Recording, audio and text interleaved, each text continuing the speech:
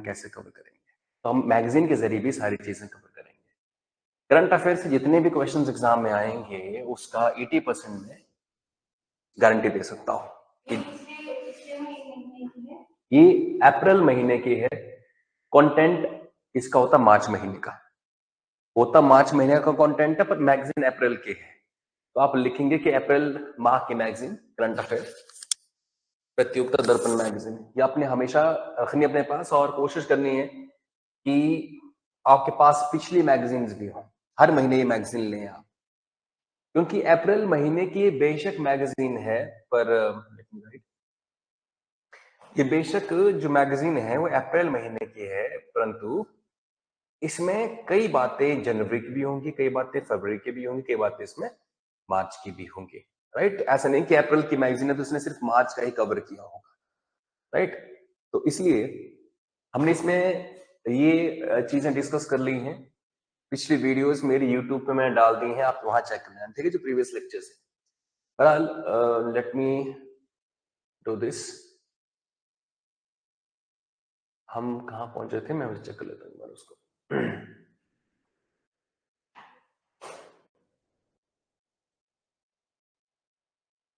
ठीक है, तो हमने यहां तक लास्ट टाइम डिस्कस कर लिया था। ठीक है, तो आज का जो हमारा टॉपिक है, भारत और म्यांमार सीमा पर मुफ्त आवाजाही व्यवस्था समाप्त हो चुकी है। ये टॉपिक है, अब इसे मैं थोड़ा सा जूम करूंगा ताकि हमें प्रॉपर दिखाई दे इस तरह से। तो टॉपिक का नाम है हमारे, आपने हेडिंग डाल देनी है कि भारत और म्यांमार सीमा पर मुफ्त आवाजाही व्यवस्था समाप्त।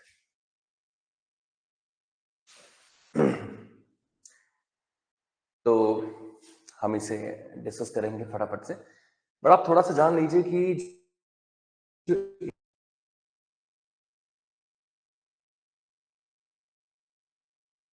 इंडिया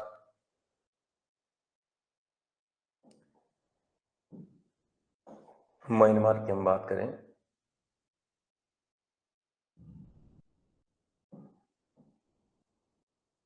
तो कुछ इंडिया का मैप ऐसे ऐसे ऐसे है। ये जो सीमा है भारत की वो किसके साथ है? म्यांमार के साथ, समझा? तो इसका सीमा है ये। अब आपको बता दूं, ये सीमा बनाई किसने है? अंग्रेजों ने, समझा? क्योंकि भारत पर शासन किसका था? अंग्रेजों का। 1947 15 अगस्त को भारत क्या होता है? आजाद। तो उस समय ये बाउंड्री भी बनाई गई थी, ये बाउंड्री भी बनाई गई थी। तो बोलने का अर्थ क्या है कि ये बाउंड्री बनाई किसने? अंग्रेजों ने। और जब ये बाउंड्री बनी तो यहां और यहां के लोगों को काफी दिक्कत थी, इस तरफ उस तरफ के लोगों को भी। क्योंकि सपोज कर लो कि आज चीन हम पे हमला करे, मान लेते हैं ऐसा ना हो, भगवान करे, पर मान लो ऐसा हो जाए, तो सपोज करो कि हिमाचल का ये जो ऊपर वाला हिस्सा है, ये वाला यहां से, ये चीन अपने कब्जे में कर ले, सपोज कर लीजिए। और हम जो चंबा में रहते हैं, सपोज ये चीन में चला जाए, और डलहौजी का जो एरिया है वो इंडिया में ही रहे, और डलहौजी और चंबा के बीच में बाउंड्री लग गई इंडिया और चीन की। तो हमारे कई रिश्तेदार कहाँ पे हैं? डलहौजी में, मेरी शादी वहां हो गई है, तो अब मुझे तो वहां जाना पड़ेगा, वहां से आना ही पड़ेगा कई लोगों को मेरे यहाँ। आपको नहीं लगता कि आवाजाही काफी जरूरी है उन लोगों के बीच में? कभी भी बाउंड्री बीच में खिंच जाती है तो यहां से वहां के लोगों को आना जाना लगातार चाहिए, भाई उनकी रिश्तेदारी है वहां पे। ये बाउंड्री जब आप एकदम खींचते हैं तो दिक्कत आती है। फिर क्या होता है, जब बाउंड्री खींच दी गई तो मान लो ये जो गांव था उसकी शादी यहाँ के गांव में हुई थी पहले, फिर बाउंड्री बाद में बनी। बाउंड्री कब बनी? बाद में बनी, 15 अगस्त को। तो इनके रिश्तेदार, फैमिली, शादियां, संबंध, ताया चाचे मामे जो है कि यहां से वहां थे।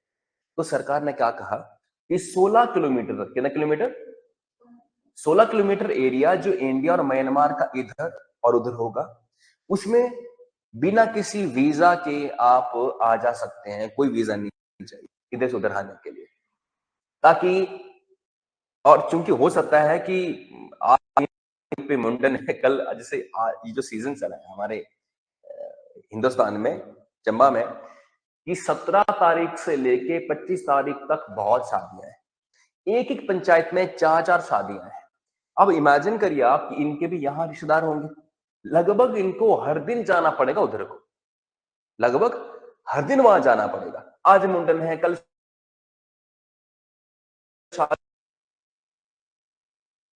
शादी पड़ गया तो जाना पड़ेगा, इसलिए आवाजाही काफी ज्यादा थी। परंतु अब 2024 आ चुका है, लगभग 1947 को हुए मोर देन 75 ईयर हो चुके हैं।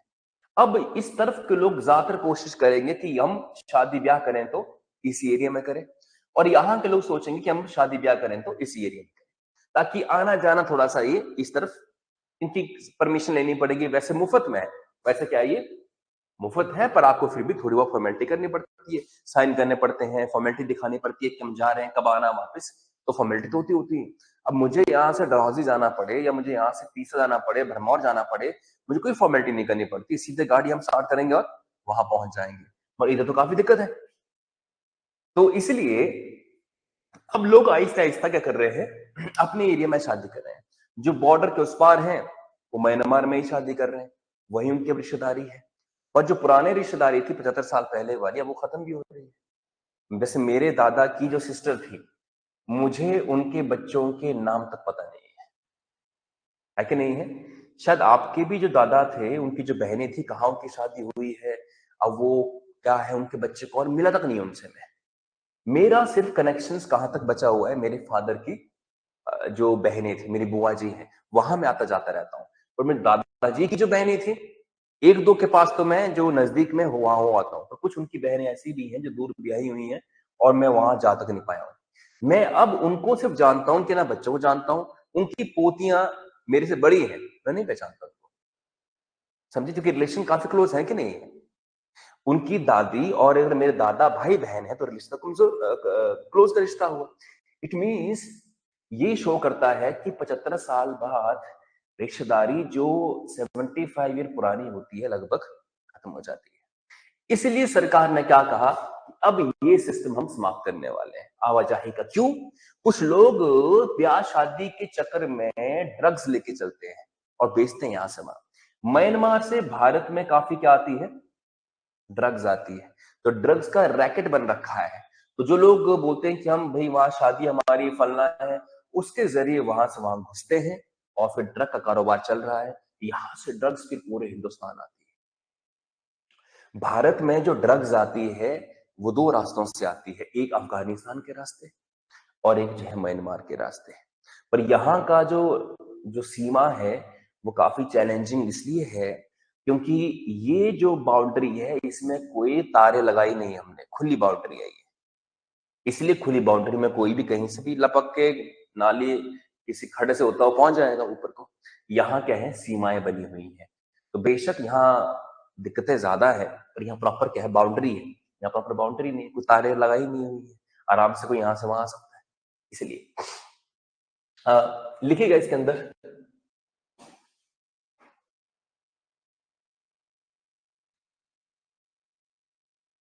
भारत 15 अगस्त 1947 को आजाद हुआ। भारत 15 अगस्त 1947 को आजाद हुआ और अंग्रेजों के द्वारा भारत और म्यांमार के बीच की सीमा बना दी गई और अंग्रेजों के द्वारा भारत और म्यांमार के बीच की सीमा बना दी।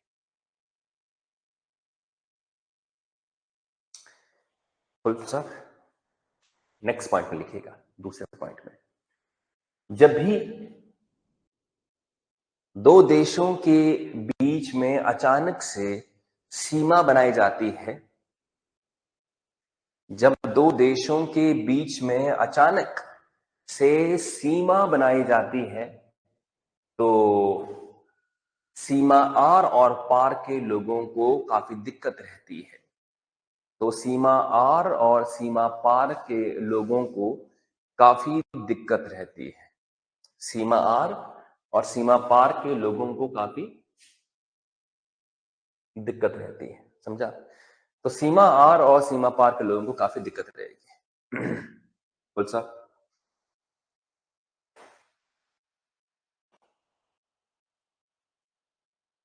इसलिए उनकी आवाजाही में कुछ सरकार को सहायता करनी चाहिए। उनकी आवाजाही में कुछ सरकार को सहायता करनी चाहिए। सहायता मीन्स की आसानी से यहां वहां आ जा सके। उनकी रिश्तेदारी होती है तो भाई कहीं डेथ होगी तो जाना पड़ेगा, कहीं शादी है तो जाना पड़ेगा, तो क्या करें?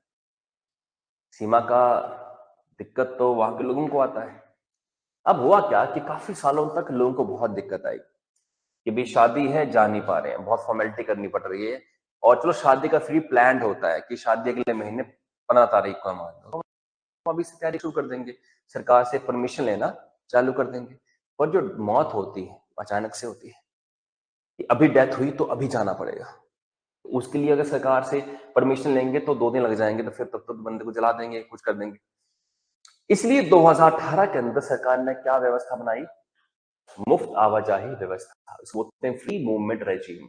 एग्जाम में आ सकता है कि मुफ्त आवाजाही व्यवस्था भारत ने 2018 में किस देश के साथ बनाई थी, तो उसका नाम म्यांमार है। लिखिए 2018 में लोगों की दिक्कतों को देखते हुए 2018 में लोगों की दिक्कतों को देखते हुए भारत सरकार ने म्यांमार के साथ मुफ्त आवाजाही व्यवस्था लागू की। मुफ्त आवाजाही व्यवस्था लागू की, जिससे 16 किलोमीटर सीमा आर और पार के लोगों को, सीमा आर और सीमा पार के लोगों को मुफ्त में आवाजाही की इजाजत मिल गई। मुफ्त में आवाजाही की इजाजत मिल गई, माने फ्री माइग्रेशन की उनको परमिशन मिल गई। इसके बाद क्या होता है कि जैसे ही ये किया तो उसके बाद फिर सीमा पर क्या स्टार्ट हो गई?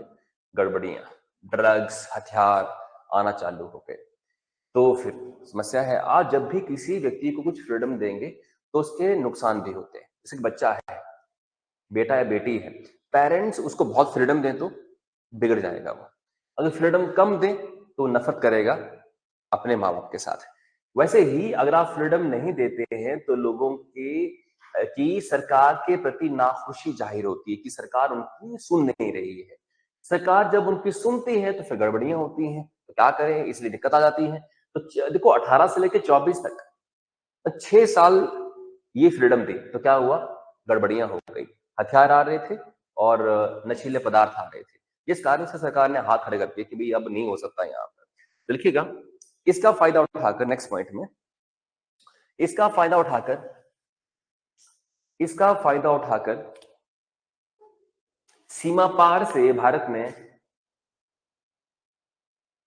गैर कानूनी तरीके से, सीमा पार से भारत में गैर कानूनी तरीके से हथियार और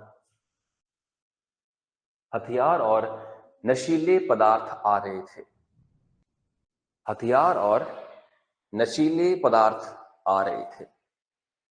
हथियार और नशीले पदार्थ आ रहे थे, जिसको देखते हुए भारत सरकार ने वर्ष 2024 में इस सीमा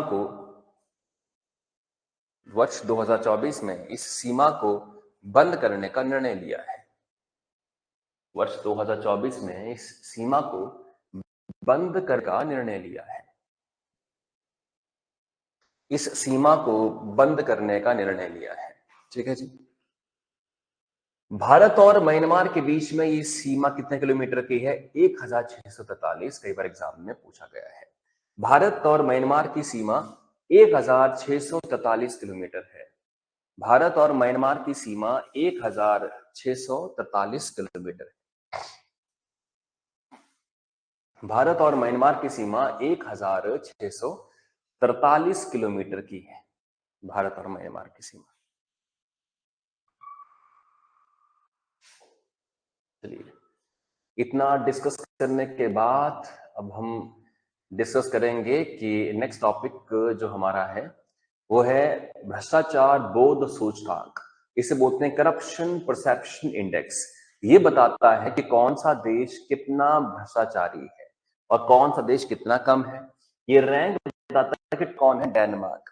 सबसे कम घूसखोर देश कौन सा है? डेनमार्क। भारत का रैंक इसमें है 93। सारी बातें पढ़ेंगे एग्जाम में, ऐसे इंडेक्स या सूचकांक पक्का आते हैं 1 मार्क्स के अंदर।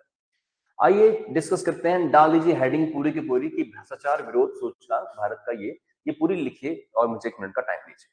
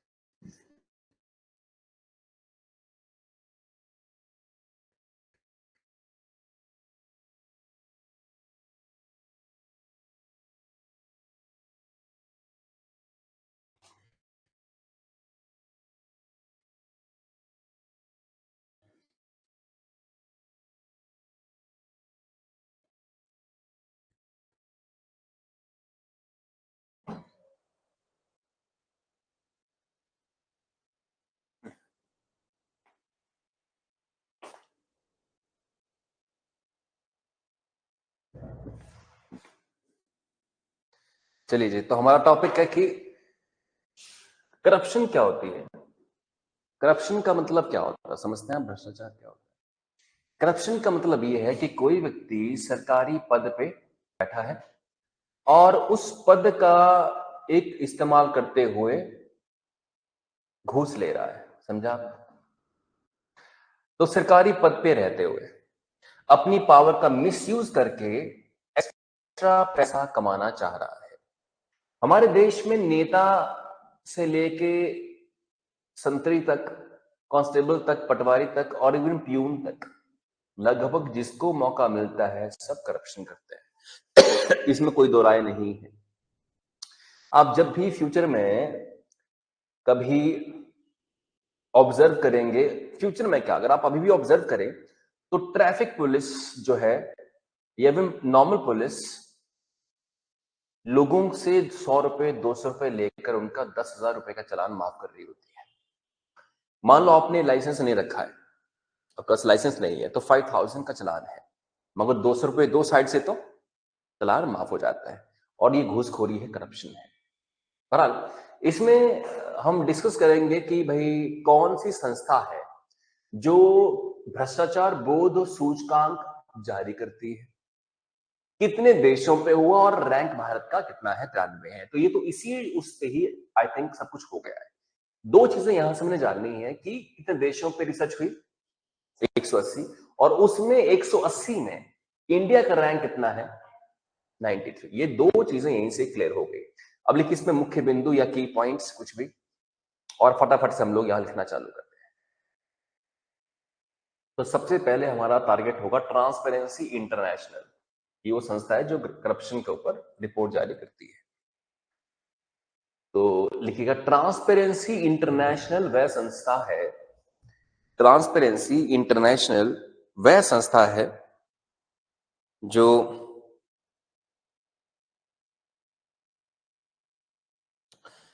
घूसखोरी को लेकर जो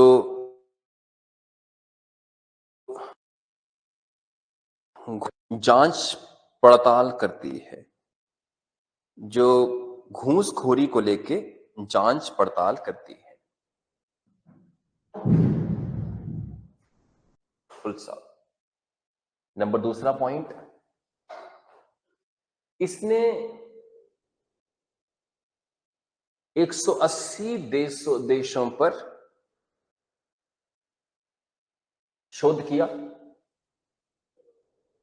इसने 180 देशों पर शोध किया और जिसमें भारत का स्थान 93 निकला, और जिसमें भारत का स्थान 93 निकला, और जिसमें भारत का स्थान 93 निकला। तो जो इंडिया का रैंक है वो 93 इसमें निकला है। ठीक है जी। बहरहाल इसके बाद हमने तुरंत, यहां तो कुछ नहीं है, सीधे यहां चलते हैं। अब आपने फटाफट से करना क्या है कि जो सबसे कम भ्रष्टाचारी जो देश है, मतलब जिनमें जो करप्शन है बहुत कम है, वो टॉप पे कौन है। तो छोटे मोटे एग्जाम में आपसे पूछते हैं कि नंबर 1 पे कौन है, पर मैं चाहूंगा कि आप 11 की 11 लिखें कि ऐसे नॉलेज बढ़ती है। अच्छे देश कौन है, तो Denmark, Finland, New Zealand, Norway, Singapore, Sweden, Switzerland, Netherland, Germany, Luxembourg, Ireland, ये वो देश है जहां करप्शन लगभग ना के बराबर है। तो कितने बढ़िया देश हैं ये, जहां लोगों को करप्शन फेस नहीं करनी पड़ती है।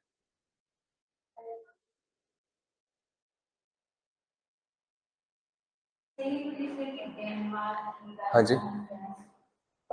ना ना ना, वो तो फिर आपका ज्योग्राफी के अंदर स्टडी होगा। जब आप ज्योग्राफी पढ़ते हैं तो आप कैपिटल्स, उनकी करेंसी, वो तब पढ़ते हैं। आप करंट अफेयर में आपको बस उतना पढ़ना है जो दिया हुआ है, लिखना कि 90 है, 87 है, ये नहीं लिखना है। जो स्कोर है, स्कोर कभी एग्जाम में नहीं आता, बस रैंक ये इंपॉर्टेंट है, 1 2 3 4।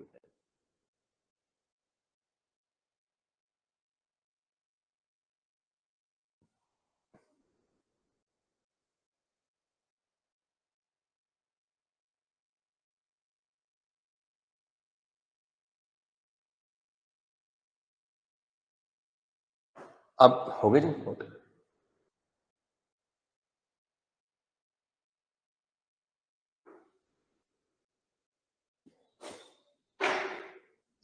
हाँ जी, तो अब इसमें देखा जाए तो सर्वाधिक जो भ्रष्टाचारी देश है वो कौन सा है, सोमालिया, 180वां रैंक है। तो आप नेक्स्ट उसमें लिखिएगा लाइन में कि सर्वाधिक भ्रष्टाचारी देश, सारे लिखिए, इसके अंदर सिर्फ लिखिए कि सबसे ज्यादा कौन सा देश है जो भ्रष्टाचारी है। आपसे या ये पूछते हैं या फिर आपसे पूछते हैं कि सबसे टॉप पे कौन है जो कम भ्रष्टाचारी है। तो सोमालिया सबसे ज्यादा करप्ट देश और सबसे कम भ्रष्टाचारी देश कौन सा है? डेनमार्क। ये आप रट लो यहीं से, यही आपका नॉलेज इंप्रूव हो जाएगा। अब क्या है कि हमें भारत का रैंक तो पता चल ही गया है, हेडिंग से ही वहां 93 इसका रैंक है। भारत के पड़ोसी देशों की भी नॉलेज हमें चाहिए, कई बार एग्जाम में आपसे पूछ लेते हैं। भूटान में रैंक क्या है? 26। मतलब भूटान में करप्शन बहुत कम है। चीन में 76, तो हमसे तो कम है ये। भारत से जो ऊपर है करप्शन में, मतलब हमसे भी ज्यादा करप्ट, हमसे भी ज्यादा बेईमान जो देश हैं वो कौन से हैं? नेपाल, श्रीलंका, पाकिस्तान, बांग्लादेश, अफगानिस्तान और म्यांमार। तो ये हमारे पड़ोसी देशों का जानकारी है। तो आपसे अगर कोई पूछे कि हमसे जो बेहतर है करप्शन में वो कौन है? चीन और भूटान। और हमसे भी खराब जो करप्शन में है वो आपके नेपाल, श्रीलंका। ये भी आप रैंक वाइज इनको भी नोट कर लीजिए साथ में।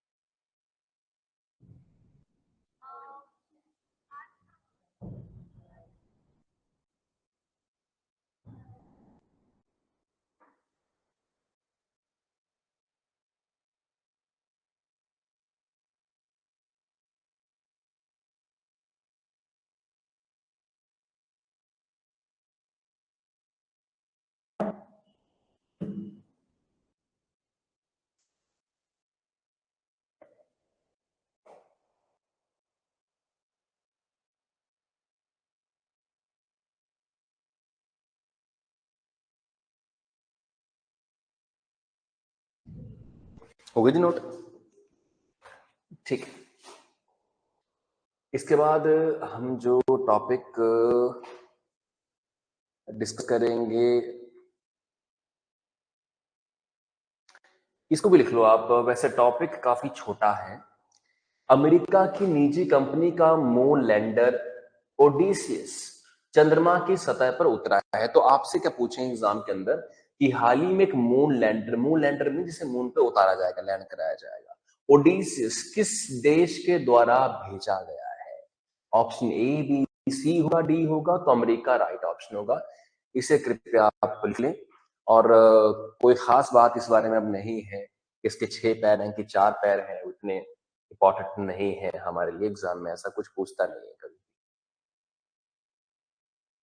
तो शॉर्ट में आपने ये लिखना है कि अमेरिका का जो निजी कंपनी का जो मून लैंडर है ओडिसियस, उसे चंद्रमा की सतह पर उतारा गया है।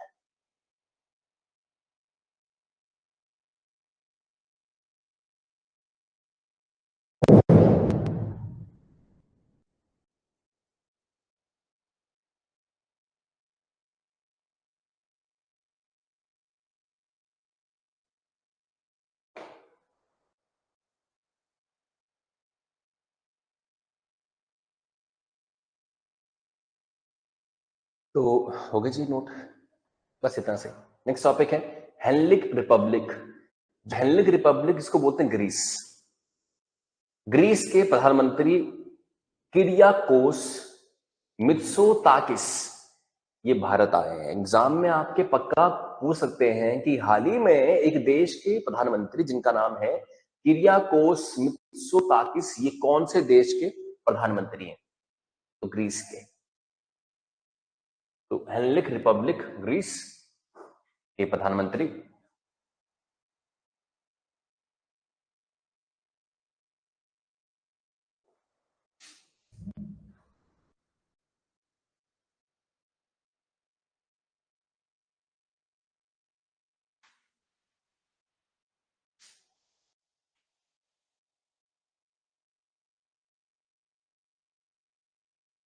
हो गया जी, काफी छोटा था टॉपिक।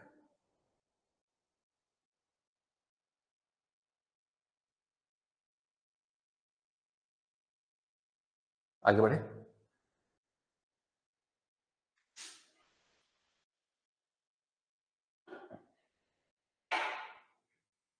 मोदी जी कतर की यात्रा, ये इंपॉर्टेंट है। तो इकोनॉमिक इंटेलिजेंस यूनिट के लोकतंत्र सूचकांक। लोकतंत्र का मतलब क्या होता है? जनता तंत्र, जहां जनता खुद वोट करके अपने शासकों को चुनती है, जैसे कि हमारे देश में क्या है, लोकतंत्र है। तो लोकतंत्र कितना बेहतर है, कितना बढ़िया है, उसका सूचकांक निकला है 2023 का, जिसमें भारत का रैंक है 41वां। लोकतंत्र का मतलब सिर्फ ये नहीं कि हम एक बार वोट कर दे और चुन दे, उसके बाद वो 5 साल जनता का शोषण करे, तो फिर काहे का लोकतंत्र है? वो लोकतंत्र नहीं हो सकता।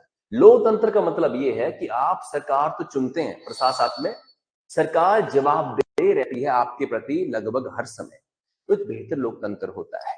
लोकतंत्र तो चीन में भी है, चीन में भी लोकतंत्र है। चीन के अंदर, रशिया के अंदर, वहां पे लोग चुनते हैं पार्टियों को, पर वहां पे एक ही पार्टी का शासन है, जिस कारण वहां के लोगों को बहुत अधिक अधिकार नहीं प्राप्त है। लोग सरकार को काफी क्वेश्चंस नहीं कर सकती हैं उस हिसाब से। तो सबसे बेहतर देश कौन सा है इसमें? नॉर्वे, फिर न्यूजीलैंड। आपने देखा होगा जो करप्शन में सबसे कम थे, वही जो है वो लोकतंत्र में भी सबसे ऊपर आ रहे हैं, है कि नहीं है? लिख लीजिए, ये तो पूरा लिख लीजिए आप, फिर उसके बाद मैं कुछ की पॉइंट्स लिखवाता हूं।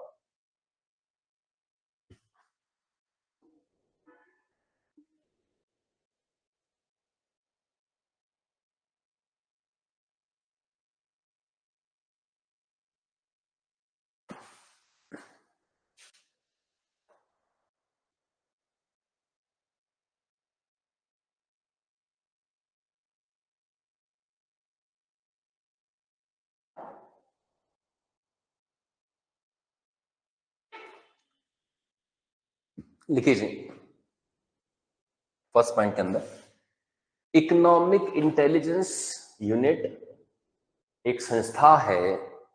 इकोनॉमिक इंटेलिजेंस यूनिट एक संस्था है। इकोनॉमिक इंटेलिजेंस यूनिट एक संस्था है जो इकोनॉमिक इंटेलिजेंस यूनिट एक संस्था है जो लोकतंत्र के बारे में सूचकांक जारी किया करती है। जो लोकतंत्र के बारे में सूचकांक जारी किया करती है। जो लोकतंत्र के बारे में सूचकांक जारी किया करती है। जो लोकतंत्र के बारे में सूचकांक जारी किया करती है, फुल स्टॉप। नंबर दूसरा पॉइंट, इसने 167 देशों पर ये शोध किया है। इसने 167 देशों पर ये शोध किया है। इसने 167 देशों पर ये शोध किया है, और इसके अनुसार 167 देशों पर शोध किया है, और इसके अनुसार भारत का स्थान 41वां है। भारत का स्थान 41वां है। अब लिखिएगा नेक्स्ट पॉइंट के अंदर, लोकतंत्र सूचकांक 2023 के शीर्ष राष्ट्र। लोकतंत्र सूचकांक 2023 के शीर्ष राष्ट्र। 2023 लोकतंत्र सूचकांक 2023 के शीर्ष राष्ट्र। अब इनको छाप दीजिए यहां से।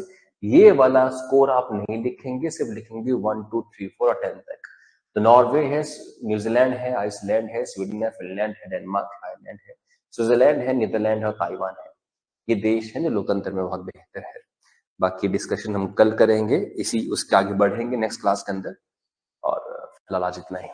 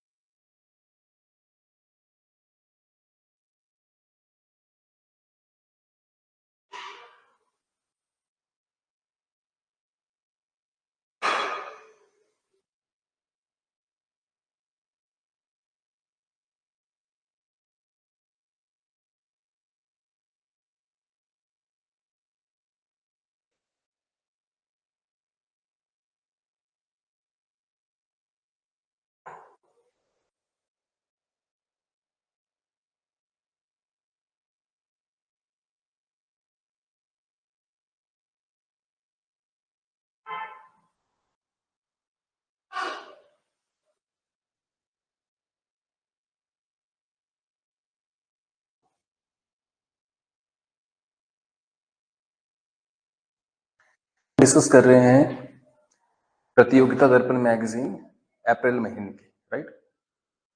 रेपो रेट और नगद आरक्षित अनुपात के बारे में हमने लास्ट टाइम डिस्कस किया था, रिमेंबर। और मैंने रेपो रेट के बारे में एक टिप्पणी की थी, इफ यू रिमेंबर। मैंने कहा था कि वो दर है जिसपे आरबीआई व्यावसायिक माने कमर्शियल बैंकों को लोन देता है। अब आपके जीएस के टॉपिक्स तैयार होने चाहिए, जैसे आपकी इकोनॉमिक्स तैयार है तो आप करंट अफेयर तो चुटकी में पढ़ लेंगे, चुटकी में। तो समटाइम्स पीपल से कि हमें न्यूज़पेपर और मैगजीन कब पढ़नी चाहिए, तो मैं ये कहता हूं कि आपके पहले जीएस के टॉपिक्स तैयार होने चाहिए। जीएस में जनरल स्टडीज, इसमें economics, political science, history, geography, और आपके बेसिक ठीक है, अगर आपने वो पढ़ लिया है फिर इनको पढ़ना कोई मुश्किल काम नहीं है, ठीक है जी। तो रेपो रेट वो रेट है, वो दर है जिसपे आरबीआई व्यावसायिक मींस कमर्शियल बैंकों को ऋण देता है, लोन देता है। और नगद आरक्षित अनुपात का काम क्या होता है कि बैंक को कुछ जमा राशि का एक हिस्सा आरबीआई के पास जमा करवाना पड़ता है, उसे बोलते हैं कैश रिजर्व रेशो, या हिंदी में नगद आरक्षित अनुपात, सही है।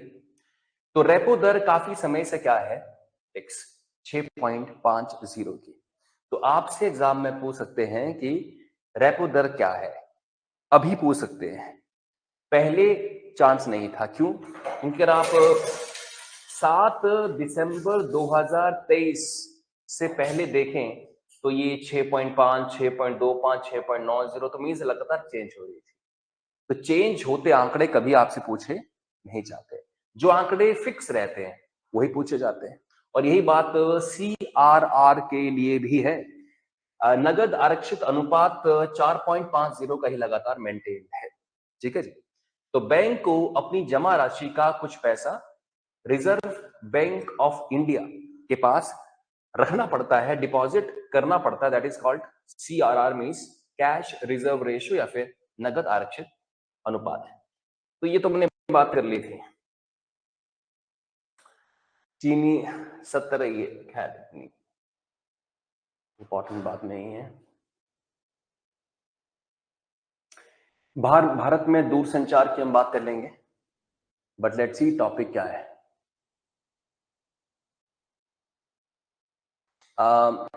चलिए लेट्स सी कौन सा टॉपिक हम डिस्कस करना चाहिए।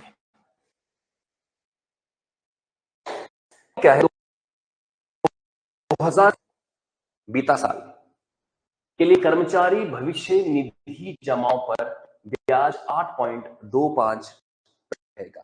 आप जानते हैं बैंकों में हम जब पैसा डिपॉजिट करते हैं तो बहुत कम ब्याज दर होती है, 5 या 6% के आसपास रहती है। पर ईपीएफ खातों में, ईपीएफ का हिंदी में क्या बोलते हैं, ईपीएफ को कर्मचारी भविष्य निधि, और इंग्लिश में employment provident fund, employment provident, employees provident fund, employees provident fund बोलते हैं ईपीएफ को। तो कोई भी कर्मचारी जो प्राइवेट में भी है वो ईपीएफ में पैसा डिपॉजिट करते जाते हैं, यूं कहें कि ऑटोमेटिकली पैसा कटता वहां से जा रहा है। ठीक है जी। तो जैसे मान लो मैं बद्दी में काम कर रहा हूँ, सपोज मैं एक 12th पास हूँ और मैं बद्दी में जॉब कर रहा हूँ, तो मेरी सैलरी का 12% कंपनी काट लेती है। ठीक है जी। और कंपनी जो काटती है 12%, वो कहा जाता है ईपीएफ खाते में, इंप्लॉय प्रोविडेंट फंड खाते में जाता है। इसमें 12% सरकार डालती है। कुछ लोग कहते हैं गवर्नमेंट कुछ नहीं करती। हर प्राइवेट एम्प्लॉय के खाते में 12% कौन डाल रही है? गवर्नमेंट डाल रही है। तो ये 12 + 12 बनता है जी 24%। ये 24% पैसा इनकी सैलरी का, मान लो इनकी सैलरी है 10,000 रुपए, कितनी है मान लो 10,000 रुपए है, तो 10,000 का 24% होता है 2400। तो 2400 रुपए हर महीना इनके ईपीएफ खाते में पड़ता जाएगा। और ईपीएफ खाते पे इंटरेस्ट कितना है, ब्याज कितना है? 8.25% का, जो बहुत ही ज्यादा है ब्याज, बहुत ही ज्यादा है। आप एफडी कराओ बैंक के अंदर, बैंक की एफडी पे मैं फिलहाल जानता हूं कि स्टेट बैंक ऑफ इंडिया का इंटरेस्ट रेट क्या है, तो ये है सिर्फ 6.01%। जरा कंपेयर करिए 6.2। अब आप समय समय पर अपनी ईपीएफ से पैसा निकाल सकते हो। घर में शादी आ गई, गाड़ी लेनी है, ईपीएफ से पैसा निकाल सकते हैं। यदि आप नहीं निकालते और एक बड़ा सा अमाउंट ईपीएफ में रखते हैं, तो आपको 60 साल के बाद पेंशन भी मिल जाएगी यहां से। कुछ लोग कहते हैं कि प्राइवेट लोगों को पेंशन का प्रावधान नहीं है उनको पेंशन, अगर वो ईपीएफ में पैसा जमा करवा के रखें। लोग जमा कराते हैं, 6 महीने बाद निकाल लेते हैं, फोन लेना है, गाड़ी लेनी है, निकालते जाते हैं, निकालते जाते हैं, निकालते जाते हैं। तो जब आपके ईपीएफ में पैसा होगा ही नहीं तो पेंशन कहां से मिलेगी? समझा आप लोग?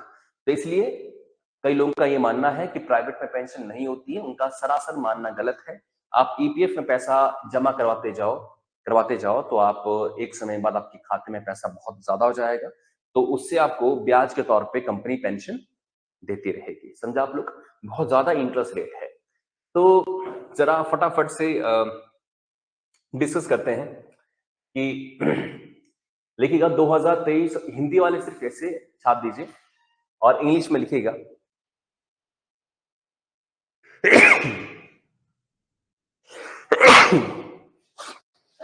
हाँ जी, गुड मॉर्निंग, गुड मॉर्निंग। हाँ जी, good morning.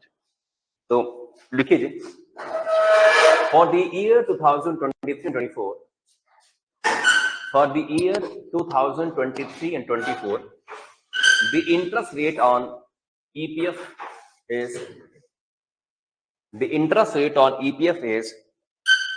8.25. The interest rate on EPF is 8.25. तो EPF पे जो इंटरेस्ट है वो कितना है? 8.25%। ठीक है जी। तो आइए फटाफट से डिस्कशन चालू करते हैं। तो आपने की पॉइंट्स या मुख्य बिंदु लिखने हैं, हेडिंग डाल दीजिए की पॉइंट्स या फिर मुख्य बिंदु, बढ़िया से। इसके नीचे मुख्य बिंदु में पहला बिंदु हम डिस्कस करने जा रहे हैं। तो लिखिए फर्स्ट पॉइंट में, निजी कंपनियों में काम कर रहे कर्मचारियों के लिए ईपीएफ का प्रावधान किया गया है। Those employees working in the private sector have the provision of EPF. Those employees working in the private sector has the facility of EPF। कुछ ऐसे लिख लीजिए, EPF का प्रावधान है, राइट, फुल स्टॉप। सरकारी वालों के लिए जीपीएफ होता है, इनके लिए क्या होता है? ईपीएफ। समझे आप लोग? किस में? गवर्नमेंट नहीं, ऑलमोस्ट सेम होती है। जीपीएफ ईपीएफ की परसेंटेज सेम होती है। गवर्नमेंट अपने सरकारी कर्मचारी और प्राइवेट कर्मचारी के बीच में इस मामले में तो कोई डिस्क्रिमिनेशन नहीं करती कि हमारे इंप्लॉय हैं और ये प्राइवेट इंप्लॉय है। ब्याज दर लगभग बराबर ही रहती है, ईपीएफ पे भी और जीपीएफ पे।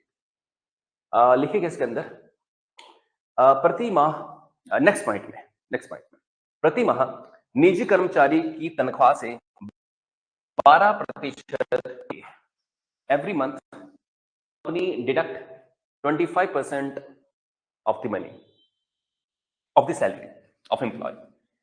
Every month company deduct the 12% of the salary. प्रति माह कंपनी कर्मचारी की तनख्वाह का 12% काट लेती है। बोल साहब, इसमें 12% का योगदान सरकार करती है। Here the government supports the 12%.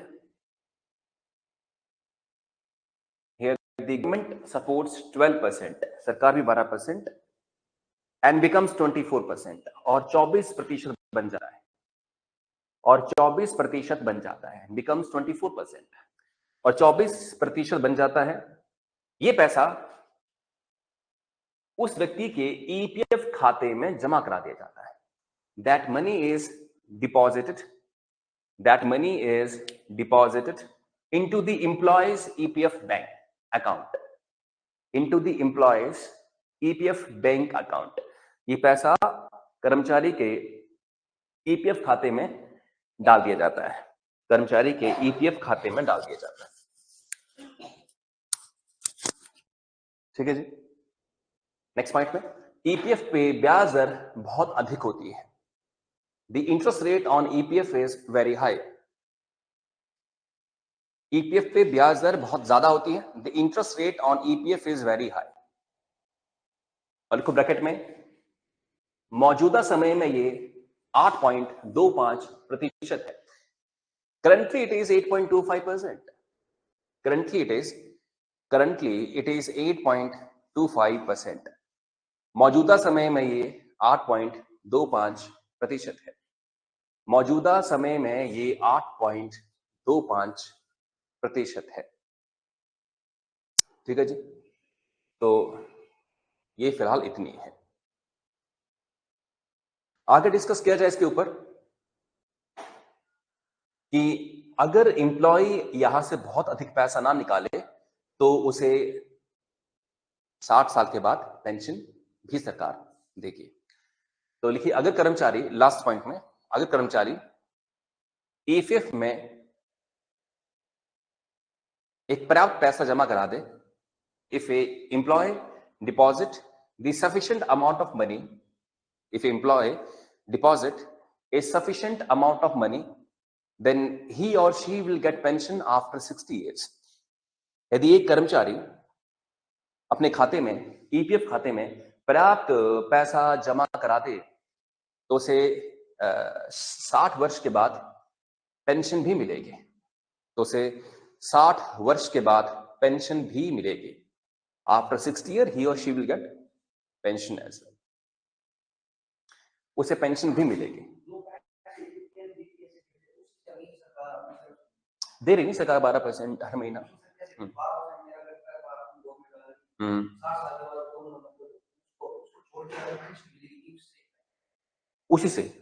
उसी अमाउंट पे ना, जो जमा अमाउंट है उसी अमाउंट से पेंशन मिलेगी, क्योंकि देखो अमाउंट जब बड़ा हो जाता है ना तो उससे ही ब्याज पड़ता है। गवर्नमेंट कोई नया पेंशन का प्रावधान नहीं कर रही। आप ये जान जाइए कि कई लोग समझते हैं कि जो सरकार है, सरकारी नौकरी में पेंशन मिलती है। और अभी लड़ाई लोगों की क्या थी, ओपीएस को लेकर के, कि ओपीएस तो क्योंकि उसमें पेंशन का प्रावधान है। लोगों में ये मिथ है। लोगों में मिथ क्या है कि जो सरकार है वो पेंशन मुफ्त में देती है, हमसे कोई पैसा वो काटती नहीं है। ये गलतफहमी है। सरकार सरकारी एम्प्लॉय के अकाउंट से भी लगातार पैसा काटती जाती है, समझा आप लोग। तो वो जो पैसा जमा होता जाता है उससे उनको पेंशन देती है सरकार। सरकारी एम्प्लॉय रिटायरमेंट के टाइम पे कुछ पैसा लेकर आता है, मालूम आपको। सरकारी एम्प्लॉय रिटायरमेंट से, मान लो मेरी कल रिटायरमेंट है, मैं गवर्नमेंट एम्प्लॉय हूं, आज मैं अपने खाते से सारा पैसा निकाल दूं, सारा पैसा, जीपीएफ बिल्कुल खाली कर दूं, तब भी मुझे पेंशन मिलेगी। क्योंकि सरकारी का जो जॉब है उसमें पेंशन का प्रावधान क्या है कि आपकी लास्ट सैलरी का 50% मिलेगा। लास्ट सैलरी का 50%। मान लो मेरी लास्ट सैलरी थी 1 लाख रुपए, मेरी लास्ट सैलरी क्या थी 1 लाख, तो मुझे पेंशन मिलेगी 50 साल। मगर ईपीएफ में क्या है, ऐसा कुछ नहीं है। जितना पैसा आपका बैंक खाते में जमा होगा उस हिसाब से क्या मिलेगी आपको, पेंशन। समझा आप लोग? तो इसमें तो दिक्कत नहीं है ईपीएफ में। प्राइवेट, ये तो प्रॉब्लम है। आप लोग क्यों गवर्नमेंट जॉब की तैयारी कर रहे हो? एक गवर्नमेंट जॉब में क्या है, पेंशन है। और प्राइवेट जॉब में अगर आपने पैसे जमा कराए हैं तो पेंशन मिलेगी, नहीं कराए तो नहीं मिलेगी, बात ही खत्म। तो सरकारी नौकरी में क्या होता है, आपके खाते में है कि नहीं, है फर्क नहीं पड़ता। आपने जीपीएफ में पैसा जमा कराया है कि नहीं कराया, फर्क नहीं पड़ता है। आपकी जो अंतिम सैलरी थी उसका 50% आपकी पेंशन होगी। That's it। तो मेरे कुछ जान पहचान के आपके भी होंगे, टीचर स्कूल से रिटायर हुए, टीजीटी, लेक्चरर, प्रोफेसर, उनकी पेंशन ही 60-60 हजार रुपए है। घर बैठे 60,000 पेंशन ले रहे हैं, आराम से बैठे चिल कर रहे हैं। यही आनंद आप ही देखते हैं कि यार तो आदमी 60 के बाद तो निर्दयी हो जाता है। निर्दयी मतलब कि पैसा कमाएगा तो बनेगा।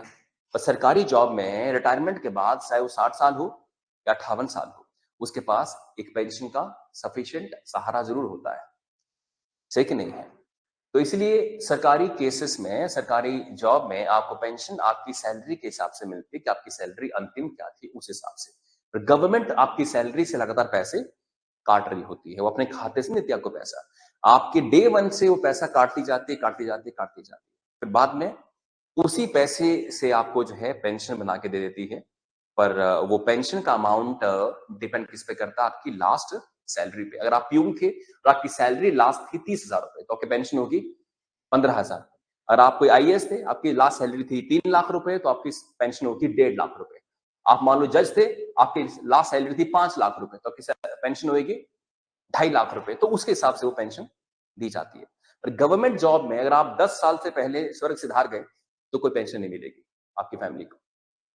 या आप कच्ची नौकरी कर रहे थे और उसके बाद आप पक्के हुए, पक्के मीन्स रेगुलर हुए, क्या हुए, रेगुलर, और आपकी रेगुलर जॉब 10 साल की नहीं थी, 8 साल ही हुई, तो कोई पेंशन नहीं है। ओल्ड पेंशन स्कीम में 10 साल से पहले जो बंदा जॉब छोड़ दे या डेथ हो जाए, कोई पेंशन नहीं है। मेरे एक रिश्तेदार में थे, एक्सीडेंट हुआ था, उनकी जॉब अभी 8 ही साल हुई थी, कोई पेंशन नहीं। तो 10 साल मिनिमम होनी चाहिए, 10 साल मिनिमम, तो पेंशन मिलेगी। हाँ जी, ना सवाल कुछ नहीं मिलता, ऐसा है, बहुत कम केसेस है। मतलब आप जाके देखो कि कितने लोगों को जॉब मिली है, काफी ने अप्लाई कर रखा है। 50 लोग अप्लाई करते हैं तो एक आधे को बड़ी मुश्किल से मिलती है। वो भी फिर मांगते हैं कि अच्छा जो उनके फैमिली इनकम है वो क्या है, राइट। अगर कोई उनकी बेटी विधवा है तो केस बड़ा हो जाता है। सपोज मान लो कि एक फैमिली में एक पिता थे, उनकी मौत हो गई और उनकी अभी जॉब 8 साल हुई थी, 7 साल हुई थी, 10 साल जो भी है, मान लो ऐसे डेथ हो गई और फैमिली सपोर्ट में कोई है नहीं। तो उस केसेस में मान लो अगर कोई फैमिली वाले डिसाइड कर लें कि भाई एक उनकी बेटी है और वो विधवा है और ऐसा ऐसा है तो बड़ी मुश्किल है, तो ऐसे केसेस में वो केस पास हो जाएगा और बाकी को नहीं मिलेगी बेटों को जॉब। बड़ा मुश्किल है। मैंने इक्के दुक्के देखे अपने आसपास में जिनको एक जॉब मिली है पेरेंट के उसके ऊपर। आजकल बहुत कम कर दिया गया है।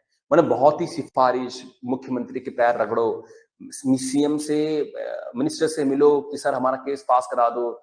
ये बड़ी हाई आपको सिफारिश लगानी पड़ती, फिर जाके आपको ऐसा केस मिलता है। नहीं तो ये जो फाइलें होती हैं, कभी तहसील में लटकती है, कभी डीसी ऑफिस में लटकती है, कुछ नहीं बन पाता है। मिलती है मगर सबको नहीं मिलती, मैं ये कहना चाहता हूँ, सबको नहीं दिया जाता है। ठीक है जी, चलिए आगे बात करते हैं। हाँ जी, हाँ हाँ, नहीं कम हो जाती है आगे, नहीं कम हो जाती है। नहीं वो तो नया पे कमीशन लगा होगा ना, डीए बढ़ते हैं। नहीं नहीं, ऐसा तो कोई कॉन्सेप्ट नहीं है कि जो है बढ़ जाती है। 65 साल के बाद 65 साल के बाद अगर मान लो एक हस्बैंड है और उनकी डेथ हो गई है, उनकी वाइफ को पेंशन मिल रही है, तो 65 साल के बाद उसका उस पेंशन का जो है अप्रोक्सीमेटली 50% कट हो जाएगा। तो सैलरी का 30% मिलेगी सैलरी उनको, उनकी वाइफ को 65 साल के बाद। मैंने बढ़ जाएगा वो। मतलब एक मर्द है ना, अगर उसने जॉब की हुई है या औरत उसने जॉब की हुई है, तो उनकी अपनी पेंशन है, तो लगातार उनको वही मिलती जाएगी, लास्ट सैलरी का 50%। बढ़ती नहीं है। बढ़ती क्यों है? नए पे कमीशन से। 7th पे कमीशन लग गया तो सैलरी बढ़ जाती है, पेंशन बढ़ जाती है। टीएडीए बढ़ा दिया सरकार ने। अब उनके मान लो 52 टू 42,000 थी, अगर डीए बढ़ गया 5-6%, तो सीधे 4-5 हजार बढ़ जाएगा सीधे उनका। तो वो ऐसा होता है, टीएडीए बढ़ जाता है या फिर नए पे कमीशन लगते हैं, उसके हिसाब से ऐसा होता है। ठीक है, चलिए आगे हम बात करें। भारत में दूर संचार की बात की जाए तो वायरलेस उपभोक्ता और मोबाइल फोन की सेवा में एक काम करते हैं, थोड़ा सा लिखते हैं यहाँ पे। तो भारत में दूर संचार, the telecom in India. Bharat में दूर संचार, द टेलीकॉम इन इंडिया। तो हम यहां से कुछ बातें नोट करेंगे, जैसे कि जो हमारी नजर में वो है कि रिलायंस जियो सबसे ज्यादा कौन सी कंपनी के सब्सक्राइबर्स हैं? कौन सी कंपनी के सबसे ज्यादा उपभोक्ता है? रिलायंस जियो के। मेरे ख्याल से यहां भी ज्यादातर लोग सिम जो यूज कर रहे हैं वो किसकी है? शायद ऐसा ही है। तो जियो के सबसे ज्यादा है। पर जियो से थोड़ा सा ही पीछे कौन है? भारती एयरटेल। एयरटेल के 32.95% सब्सक्राइबर्स और वोडाफोन आइडिया के 19%, बीएसएनएल के 7.94%, एमटीएनएल जो आजकल बड़ा कम है वो तो ये, और रिलायंस कम्युनिकेशन जो अनिल अंबानी की है वो 0.00, तो वैसे ही खत्म होने वाली है। अनिल अंबानी जानते हैं, मुकेश अंबानी के भाई हैं, छोटे भाई, और रिलायंस कम्युनिकेशन उनकी कंपनी है। ये मुकेश अंबानी की कंपनी बड़े भाई वाली है। तो ये तो टॉप पे है और ये कंपनी लगभग बंद होने वाली है। देखिए आप 0.0002 मन कितने कम उनके सब्सक्राइबर्स होंगे। सही जी। तो इसे प्लीज छाप लीजिए यहाँ से। टॉप पे कौन है, फिर क्या है, क्या है? हाँ, थोड़ा सा रिचार्ज सस्ता है जियो का।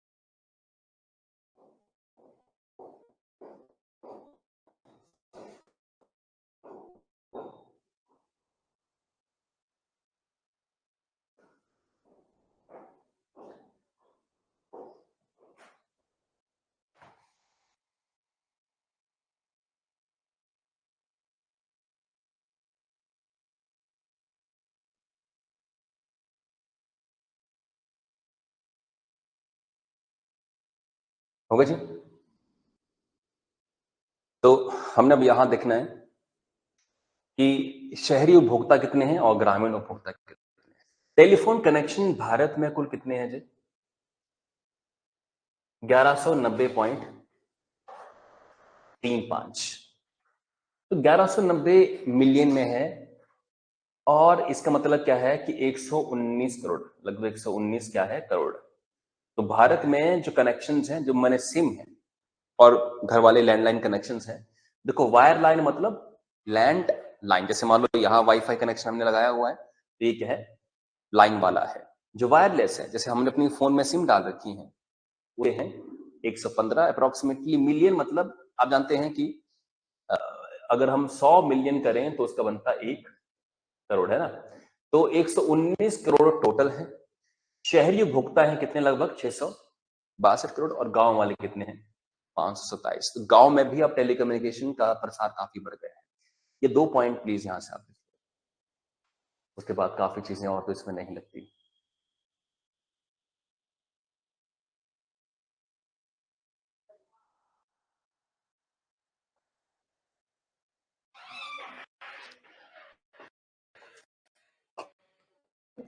गुड मॉर्निंग जी। अच्छा।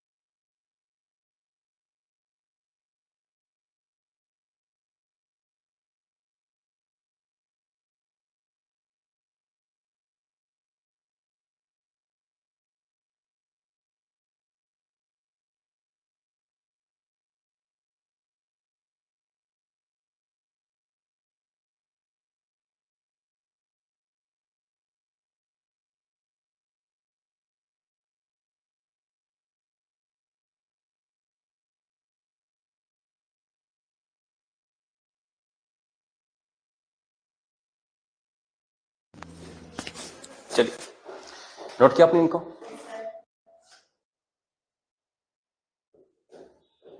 तो टेलीकॉम के बाद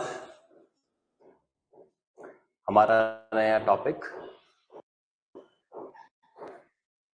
बिहार का, हमारे का नहीं, हम इसको स्किप करेंगे क्योंकि वो उन स्टेट के लिए है।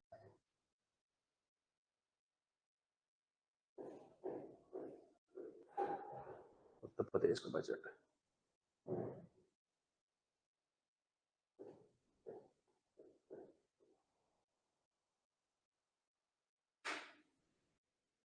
ये नियुक्तियां काफी बार एग्जाम में आती हैं। यूपीआई के बारे में मैं काफी बार आपको पढ़ा चुका हूं, आप जानते हैं। यूपीआई की फुल फॉर्म क्या है? Unified payment interface. इसी के जरिए ही आप जानते हैं कि तरीके से आजकल बड़ी आसानी से पेमेंट करवा पा रहे हैं। यूपीआई को 2016 में बनाया गया था, मालूम है? और इसको बनाने वाली कंपनी थी national payment corporation of India, NPCI. कुछ एक बातें हैं, और इसी कारण से ही आज 2400 घंटे हम आराम से पेमेंट करते हैं, क्यूआर कोड स्कैन करके, फोन नंबर डालते ही सीधे पेमेंट उनकी हो जाती है। अब अपॉइंटमेंट्स की बात करेंगे, नियुक्तियों की बात करेंगे। ये क्लास 2 और क्लास 3 एग्जाम में आता है। संजय कुमार जैन आईआरसीसी के नए क्या है? चेयरमैन है संजय कुमार जैन। तो आपने बस फटाफट नोट ही करना है कि यहां से कुछ एग्जाम में इतना कोई हार्ड हिटिंग नहीं है, आपने रट्टा मारना होता है। तो संजय कुमार जैन आईआरसीटीसी नए चेयरमैन है। ये है जो रेलवे में केटरिंग और टूरिज्म को देखती है। अगर आपने रेलवे की टिकट बुक करनी है तो आपको आईआरसीटीसी की साइट पे जाना पड़ेगा।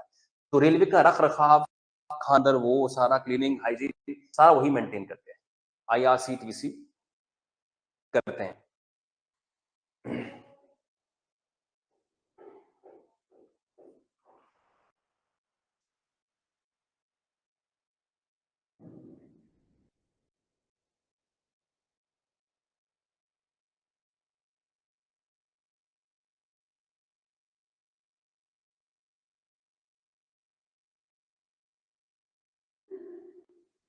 आगे बढ़े। भारतीय मूल के डॉक्टर समीर बीबीसी के नए chair. What is BBC? British broadcasting corporation.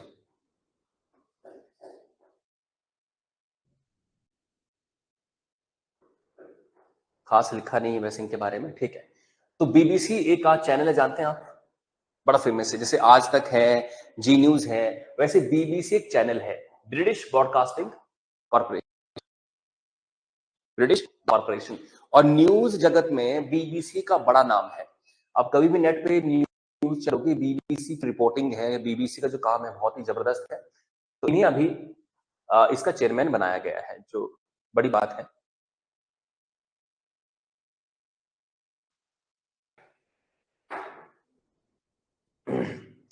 इनको इस पद पे नियुक्त किसने किया है? समीर शाह को चेयरमैन के पद पे नियुक्त किसने किया है?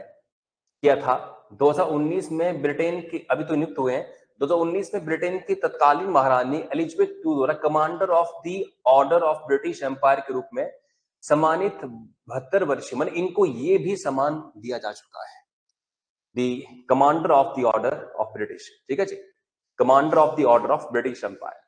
तो ये बड़े सम्मानित व्यक्ति हैं, बड़े सम्मानित। हो गया नोट?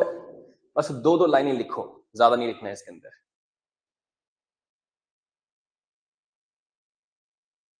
इसके बाद लेफ्टिनेंट जनरल उपेंद्र द्विवेदी भारतीय थल सेना के उप प्रमुख। Lieutenant general Upendra Dwivedi. उप प्रमुख क्या होते हैं? प्रमुख मीन्स जनरल और उप प्रमुख मीन्स वाइस जनरल या डेप्यूटी जनरल या लेफ्टिनेंट जनरल, ऐसे बोल देते हैं।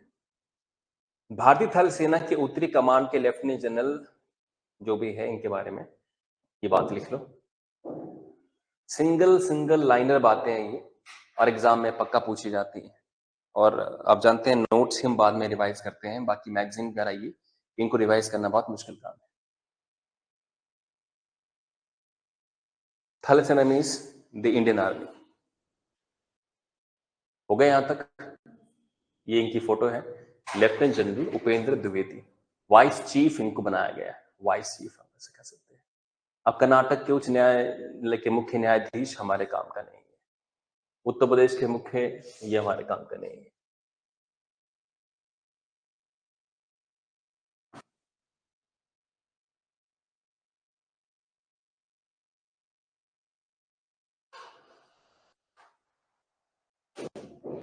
बाफ्टा फिल्म पुरस्कार इंपॉर्टेंट है, बाफ्टा, BAFTA। बाफ्टा की फुल फॉर्म कई बार क्लास 2 और क्लास 3 एग्जाम में पूछी जा चुकी है। BAFTA means British academy film television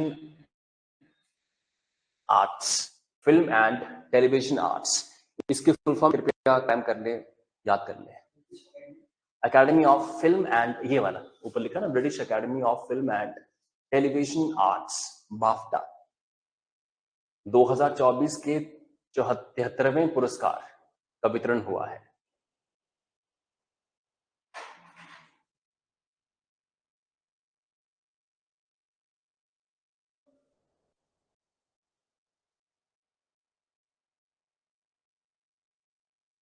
आपने इसके अंदर अब लिखना है वो ये है कि ओपन हाइमर, ये जो फिल्म है, इसे टॉप की फिल्म बाफ्टा अवार्ड में करार दिया गया है।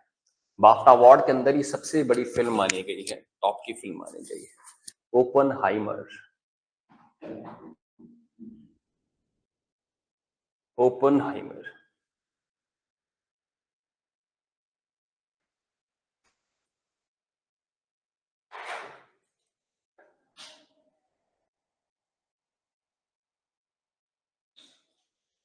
हो गया जी?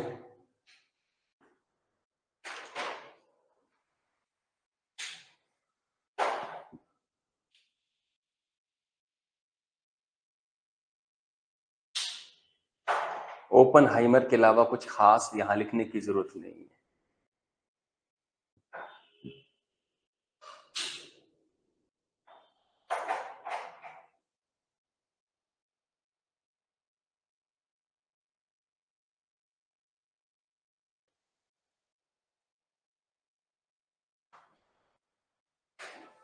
आइए अब डेथ के ऊपर चलते हैं। लोकपाल के नए अध्यक्ष, ये इंपॉर्टेंट है, न्यायमूर्ति अजय मने, जस्टिस अजय माणिक राव खान विलकर लोकपाल के नए अध्यक्ष बने गए हैं। लोकपाल वही जिसका काम है करप्शन के ऊपर रोक लगाना या करप्शन को कम से कम करना। 2013 में लोकपाल बना दिया गया था। अन्ना हजारे मूवमेंट का सुना बाद देश टॉप लेवल पे करप्शन उसे कम करना। तो न्यायमूर्ति जस्टिस AM खान विलकर को इसका नया अध्यक्ष, नया प्रेसिडेंट चुना गया है, नया चेयरपर्सन चुना गया है। ठीक है जी।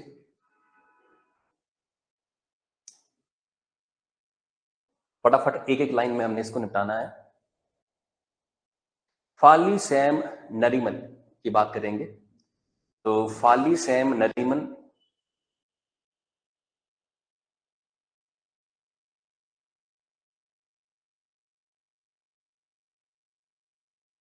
इनकी डेथ हुई है। तो एग्जाम में आ सकता है कि फाली सैम नारीमन किस फील्ड के साथ संबंधित थे। तो ये थे एक बहुत बड़े वकील, प्रख्यात विधि विशेषज्ञ एवं वरिष्ठ अधिवक्ता, अधिवक्ता मीन्स वकील। फाली सैम नारीमन का 95 वर्ष की आयु में जो है वो निधन, इनका जो है वो देहांत हो गया है, ही डाइड। तो सैम नारीमन बहुत बड़े वकील। इंडिया का सबसे बड़ा वकील कौन था? फाली सैम नारीमन। जो लोग वकालत करते हैं ना, वकालत, वो जो वकील होते हैं, अच्छे स्टूडेंट वकील के, इस व्यक्ति की फोटो अपने रूम की दीवार पे चिपकाते हैं। इतना बड़ा वकील, मैं भगवान की तरह मानते हैं। जैसे क्रिकेटर, जो बच्चे खेलते हैं क्रिकेट, वो सचिन को अपना आइडल मानते हैं, वैसे ही जो लॉ के स्टूडेंट हैं इनको अपना आइडल मानते हैं। जबरदस्त दिमाग है इनका वकालत में। सबसे महंगे वकील और सबसे काबिल वकील Fali Sam Nariman.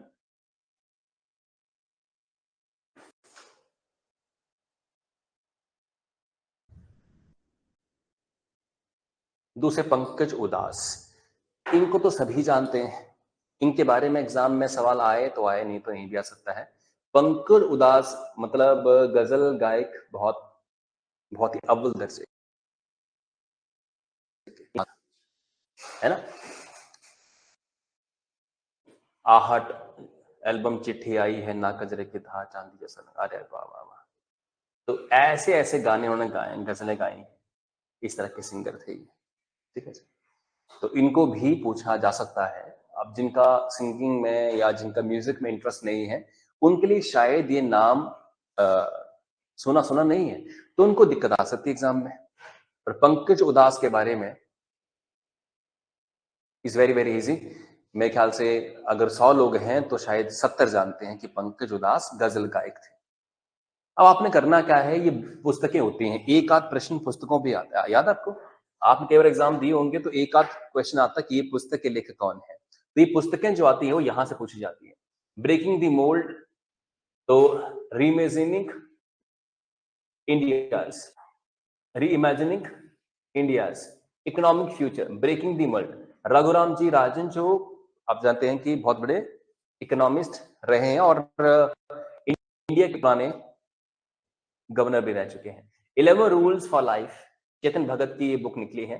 14 days, Margaret एडवुड बहुत बड़ी लेखक है, उनका है keep your friends close, keep your friends close, Lee कोनेन। ये 4 किताबें छाप दो, इनसे एक प्रश्न आने के पूरे पूरे चांसेस है। बाकी हम डिस्कशन कल इसके आगे करेंगे।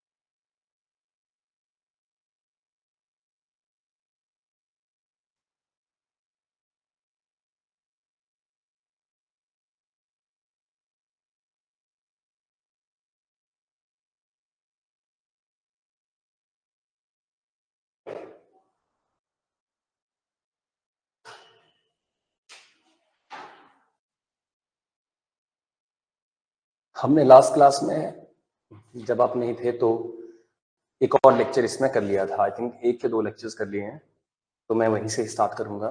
Let's begin where we were.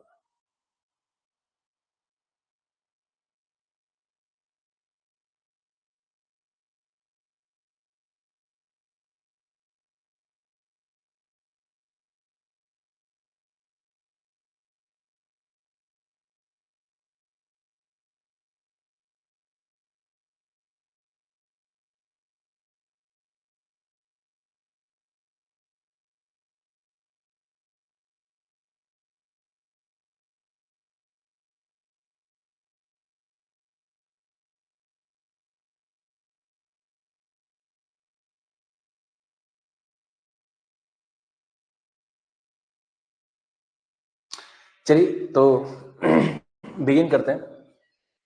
PD magazine हम कवर कर रहे हैं और इसको मैं जूम करता हूं। तो आज का जो टॉपिक ऑफ डिस्कशन है वो है, ये मैं लोकतंत्र में जो इंडिया का रैंक है वो मैं अभी कर चुका हूं कंप्लीट। इसे बिगिन करते हैं। ये हमारा टॉपिक है, अंतरिक्ष में सर्वाधिक समय तक रहने का रिकॉर्ड अब रूसी अंतरिक्ष यात्री ओलेग कोनोलेंको के नाम है। एग्जाम में क्वेश्चन कैसे आएगा कि हाल ही में एक चर्चित नाम ओलेग कोनोलेंको का संबंध किसके साथ है, पॉलिटिक्स, म्यूजिक, ऐसे ऐसे क्वेश्चन बन सकते हैं। तो हिंदी में तो ऐसे लिखेंगे, इंग्लिश वाले जो मैं कहूंगा वो लिखेंगे। तो लिखिए, द रशियन एस्ट्रोनॉट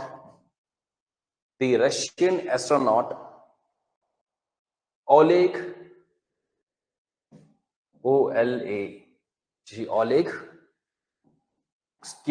कोनो और नैंको NANKO कोनोलेंको has made a world record for staying in the space for staying in the space for highest amount of time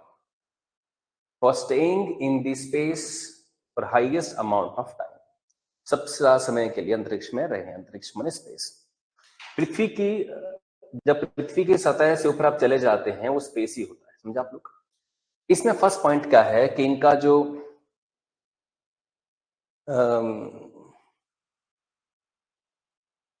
भंग कर दिया है, नया रिकॉर्ड कितने का है वो चेक कर लेते हैं।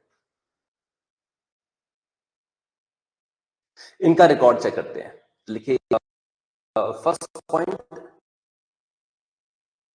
पहला पॉइंट इसके अंदर, ये कुल मिलाकर 878 दिन और 12 घंटे से अधिक समय के लिए अंतरिक्ष में रहे हैं। He has stayed in the space. He has stayed in the space for approximately 878 days.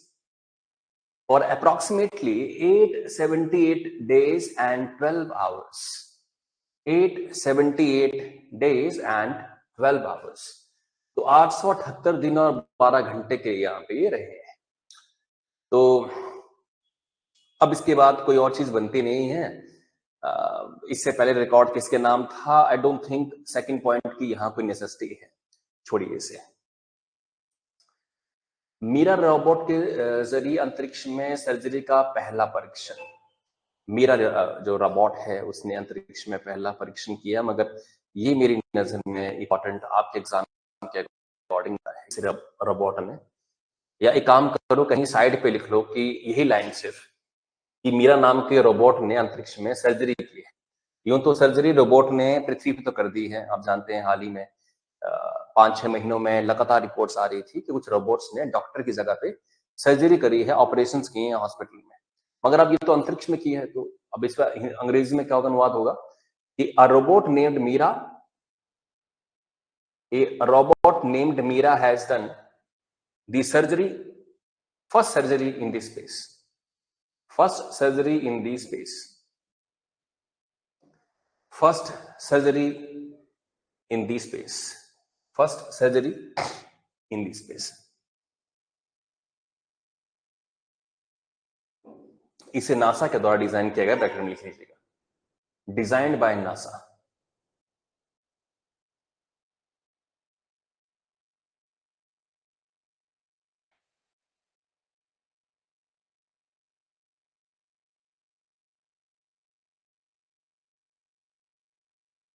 अगला टॉपिक हमारा है रायसीना डायलॉग, या हिंदी में कहें तो संवाद।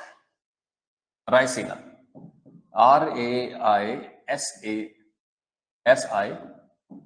रायसीना डायलॉग्स, DIALOGUB,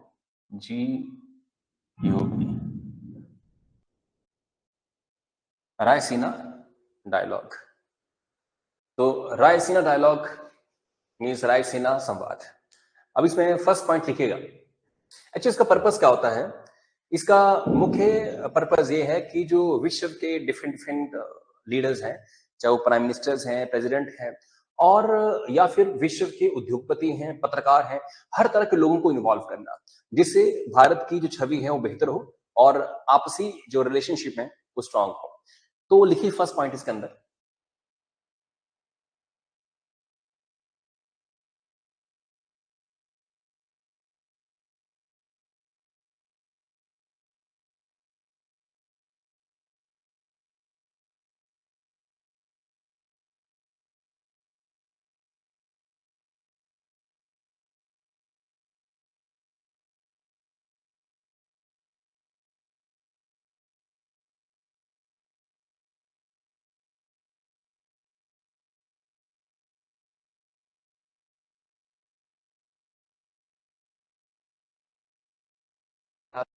से कि मेन स्पीकर कौन था, जैसे मुख्य वक्ता होते हैं, कोई भी इस तरह के डायलॉग्स जब होते हैं, संवाद होते हैं, तो उसमें मुख्य वक्ता की भूमिका बड़ी अहम होती है, क्योंकि लोग उसको ही सुनने आते हैं। ये थे मुख्य वक्ता। तो ये क्या है, इनका नाम क्या है? तो पहली बात थी, ग्रीस के क्या थे प्रधानमंत्री? मित्सोताकिस। मित्सोताकिस इनका नाम है।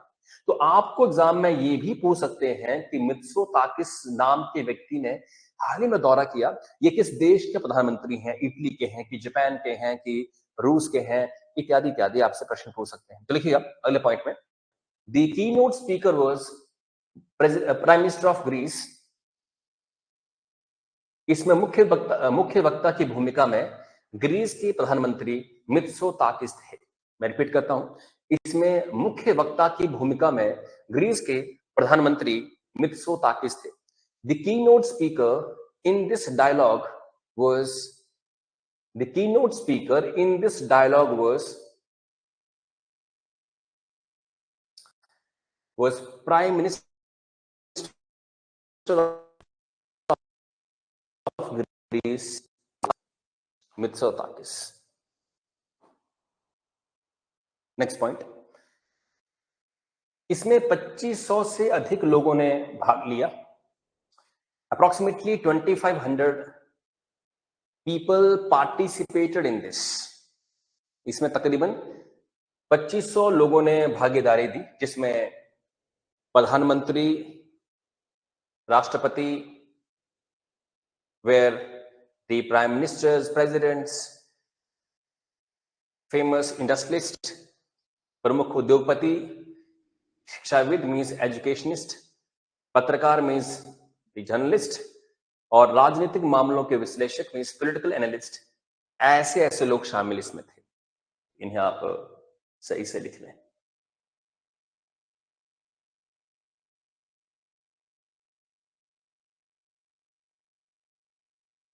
और लिख लिया है तो लास्ट पॉइंट,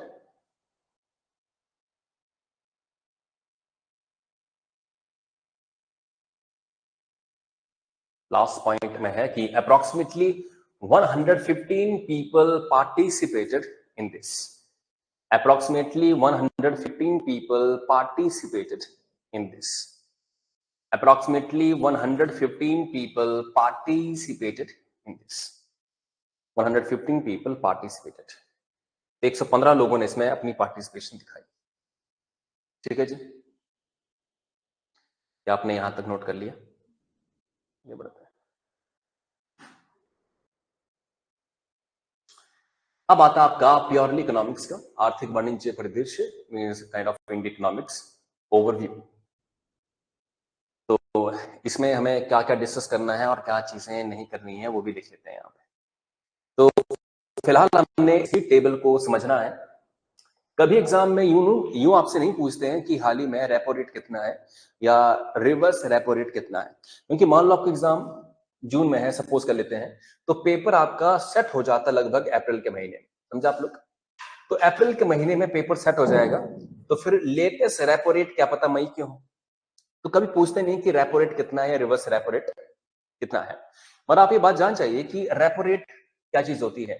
वेदर जिस पर आरबीआई व्यवसायिक बैंकों को ऋण देता है, means the rate at which RBI lend the money, RBI loan देता है किसको? कमर्शियल बैंक्स को। व्यवसायिक माने कमर्शियल बैंकों को लोन देता है। तो आप यहां देखेंगे कि जो इस कलर की लाइन आपको यहां दिखेगी इस तरह से, कोरोना के टाइम पे ये 4% आपको दिख रही है, बट उसके बाद ये लगातार क्या है, बढ़ी है। आपसे अगर पूछूं मैं, अगर रेपो रेट कम हो इसका मतलब क्या होता है? रेपो रेट कम होने से क्या बेनिफिट होता है, या रेपो रेट कम होना मतलब क्या? रेपो रेट कम होना मींस बैंक को सस्ता क्या मिल जाना, ब्याज। अगर बैंक को सस्ता ब्याज मिलेगा तो लोगों को भी बैंक से सस्ता ब्याज मिलेगा, और लोगों को जब बैंक से ब्याज मिलेगा तो लोग खरीदारी करेंगे, घर बनाएंगे, बच्चों को पढ़ाएंगे। लोन से लोग क्या कुछ नहीं करते, आजकल तो फोन भी लोग लोन से लेते हैं, है कि नहीं है? आजकल तो ऑनलाइन कोर्सेज भी आपने परचेज करनी है तो भी आप ऑनलाइन तरीके से पे कर सकते हैं, ईएमआई के जरिए। ये भी लोन होते रहा, है कि नहीं है? आप कभी भी क्रेडिट कार्ड के जरिए पे करते हैं, that is called kind of loan, right? तो कोविड के समय स्थिति इतनी खराब थी कि कोई भी बिजनेस करना नहीं चाह रहा था, नुकसान सबको हुआ था। कोरोना के टाइम पे हुआ था ना, कोरोना के टाइम पे सभी व्यापारियों को नुकसान हुआ, इसलिए कोई भी नया व्यापारी व्यापार करना चाह नहीं रहा था। तो आरबीआई ने किया क्या कि लोन काफी सस्ता रखा, 4% थी आपकी रेपो रेट, मैंने ब्याज काफी सस्ता, ये ब्याज काफी कम, ताकि लोगों को मोटिवेशन मिले कि बिजनेस करना है। आप देखिए जब स्थिति नॉर्मल है तो अब आपकी रेपो रेट कहां पहुंच चुकी है, 6.50। मीन्स इस समय लोन लेना क्या हो चुका है, थोड़ा सा महंगा हो चुका है, समझा आप लोग? और नगद आरक्षित अनुपात का मतलब क्या होता है, जमा राशि का वह हिस्सा जो बैंकों को आरबीआई के पास रखना पड़ता है, इसे बोलते क्या है, कैश रिजर्व रेशियो, CRR।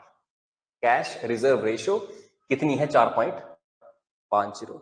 तो कभी आंकड़े आपसे नहीं पूछेंगे कि आंकड़े क्या है, मगर आपको पता होना चाहिए कि नगद आरक्षित अनुपात क्या होता है और रेपो रेट क्या होता है। मैंने इकोनॉमिक्स के लेक्चर्स के अंदर आपको डीपली समझाया था कि रेपो रेट का मतलब क्या है और CRR मींस नगद आरक्षित अनुपात का मतलब क्या है। ठीक है जी, और जिनको नहीं मालूम है फिलहाल लिख लीजिए, टॉपिक हमारा है कि रिजर्व बैंक की नीतिगत दरों में कोई बदलाव नहीं है। देखिए काफी समय से आरबीआई ने 6.5 तो 6.5 ही रखी आगे तक, है कि नहीं, आप देख पा रहे हैं, तो इसने वही मेंटेन की है। तो लिखिए टॉपिक की, RBI has not changed it's monetary policies. RBI has not changed it's monetary policies. RBI has not changed it's monetary policies. और नीचे लिखिएगा अपने ही तरीके से कि जो रेपो दर है वो 6.50 है काफी समय से। हो सकता है कि आपके एग्जाम तक की चेंज ना हो, तो फिर आपसे पूछ सकते हैं कि रेपो रेट कितना है, कि वो चेंज ही नहीं हुआ काफी टाइम से। और जो नगद आरक्षित अनुपात है, CRR, और आपने ये भी लिखना है, क्योंकि कुछ लोग ऐसे भी होंगे आप में से जिन्होंने शायद वो लेक्चर्स मेरे नहीं देखे हैं, तो फिर आपको ये चीज लिखनी पड़ेगी भी नगद आरक्षित अनुपात क्या चीज होती है।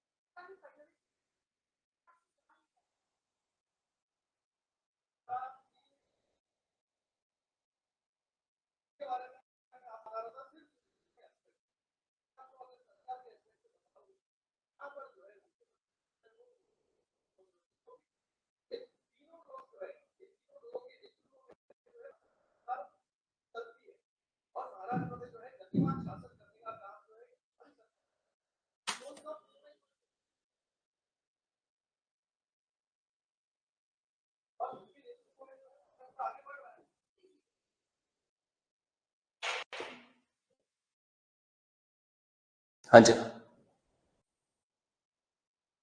हो गए नोट्स? ठीक है, बाकी इसमें तो वही चीजें हैं जो हमें ऑलरेडी पता है, राइट? ये तो टेबल आपको मैं लेटेस्ट इकोनॉमिक्स में करवाऊंगा, खास इसका मतलब नहीं है। CRR आप देखेंगे कि जो नगद आरक्षण जो अनुपात है 4.50 ही मेंटेन किया गया है कि नहीं? CRR, marginal standing ratio, STF, ये फिलहाल हमारे काम के लिए। नियमों में ढील दी गई है। अंतरिक्ष क्षेत्र में एफडीआई को 74% कर दिया गया है। टॉपिक इंपॉर्टेंट हो सकता है, देखिएगा। अंतरिक्ष अंतरिक्ष क्षेत्र में विदेशी प्रत्यक्ष निवेश नियमों में ढील, मीन्स इंग्लिश में the FDI relaxation in space sector, the FDI relaxation in space sector, the FDI relaxation in space sector, the FDI relaxation in space sector। तो अंतरिक्ष क्षेत्र में विदेशी प्रत्यक्ष निवेश के अंदर जो है ढील दी गई है। एफडीआई में जो है वो ढील, मतलब कि अब देखो व्हाट इज एफडीआई। जब फॉरेन डायरेक्ट इन्वेस्टमेंट, प्रत्यक्ष विदेशी निवेश बोलते हैं इसको। एफडीआई क्या होता है? फॉरेन कंपनी, एफसी माने फॉरेन कंपनी हमारे देश होती है, उसे बोलते हैं एफडीआई। अब स्पेस सेक्टर काफी क्रूशियल है कि नहीं है? इंडिया अपने सैटेलाइट्स के जरिए काफी इंफॉर्मेशन भारत के लिए इकट्ठा करता है। उसमें विदेशी कंपनी आएंगी तो थोड़ी हमारी जो प्रिवेसी है, निजता है, थोड़ी खत्म होती है, सिक्रेसी खत्म होती है। पर गवर्नमेंट ने पहले ये 49% रखी थी, अब उसे कहां पहुंचा रहे हैं? 74%। तो इसमें हम क्या लिखेंगे? देखो हाल फिलहाल में आप जानते हैं कि इसरो ने बहुत बढ़िया काम किया। जानते हैं आप? इसरो ने कुछ 15-20 सालों के अंदर बहुत नाम चमकाया है और बहुत कम पैसे में जो अंतरिक्ष के अंदर सैटेलाइट्स को लॉन्च किया, बहुत कम पैसे के अंदर। अब इसरो के पास पैसे की बहुत कमी है, नासा के पास पैसा बहुत अधिक है, जिस कारण नासा बहुत बढ़िया काम कर रहा है, इसरो के मुकाबले इतना काम अच्छा नहीं कर पा रहा है। और पैसे वो भी कर आएगी तो इसरो और बढ़िया काम जो है कर सकती है। 20 सालों में, इन द लास्ट 15-20 इयर्स, बीते 15-20 सालों में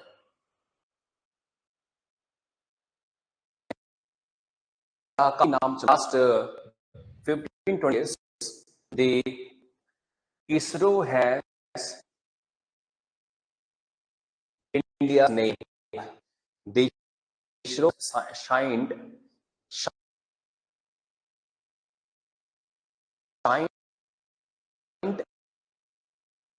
in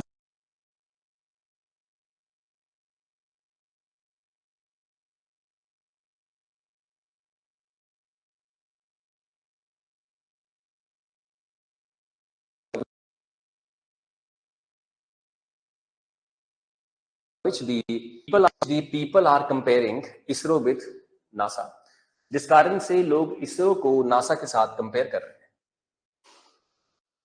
नंबर 2 पॉइंट, इसरो बहुत कम बजट में बहुत बेहतर काम कर रही है।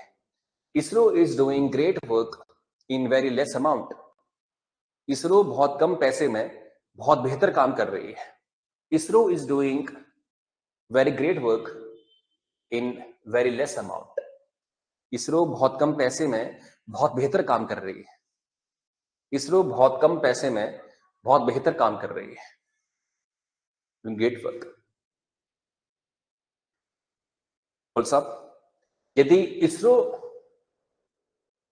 को अच्छा निवेश मिल जाए, if ISRO gets the good investment, यदि इसरो को अच्छा निवेश मिल जाए, if ISRO gets good investment, then it can do amazing works. तो ये बहुत अद्भुत काम कर सकती है। तो ये बहुत अद्भुत काम कर सकती है। इसलिए हाल ही में सरकार ने एक निर्णय लिया है। That's why recently the government has taken the decision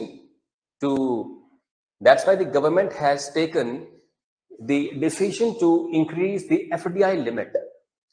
इसलिए हाल ही में सरकार ने निर्णय लिया है कि एफडीआई की सीमा को बढ़ा दिया जाए, इसलिए उसे 49% से 74% तक कर दिया गया है। That's why it has increased from 49% to 74%।